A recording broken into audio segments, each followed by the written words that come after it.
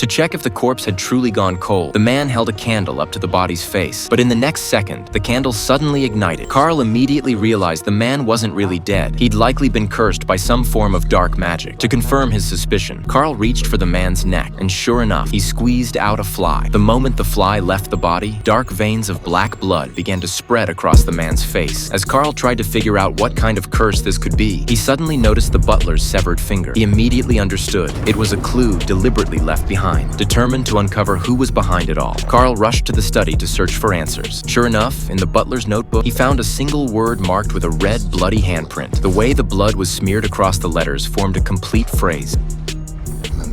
Carl stared at the message, dumbfounded. The mystery wasn't especially complicated, but it was inconvenient. After all, he had been alive for 800 years, and most of his memories were now a blur. To recover those memories, Carl sought out Lena, a dream maker capable of guiding him through his own dreams. After swallowing a special pill, Carl was instantly transported 800 years into the past. Back then, he was a warrior, but his wife had been brutally murdered by a witch. Although the witch was ultimately punished for her crimes, she cast a curse on Carl before her death, granting him immortality, forcing him to live forever with the pain of loss. Though the witch was gone, her heart could not be destroyed. So Carl implanted it into the body of his first butler, keeping it close at all times to prevent her resurrection. Each generation of butlers inherited this heart, passing it down through the centuries. The reason the witch cursed the 9th butler was because Earth's spiritual energy had weakened in the present day, making it the perfect moment for her return. Once revived, she planned to unleash a plague and rule the world. Upon learning the truth, Carl didn't dare waste time. He returned to the present and retrieved his trusted old weapon, the sword that had once led him through countless battles, ready to stop the witch's resurrection. But when he arrived, it was already too late. The witch had returned, fully restored with all her former power. She wasted no time in unleashing a plague that quickly engulfed the entire city. Carl drew his silver sword once again, ready for one final duel. But this time, he had no allies by his side. He was no match for her alone. In less than 2 rounds, he was beaten to the brink of death. Just then, the storm gem accidentally fell into the water, and in the next instant,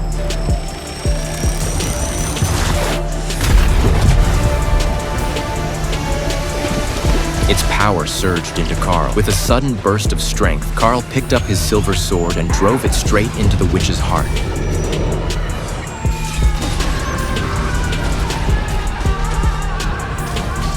She screamed and died on the spot, this time for good, with no chance of coming back. Carl had survived, but the cost was his immortality. Yet for him, that was a relief. At last, he was free. For the first time in centuries, he looked forward to growing old, to illness, and eventually to death.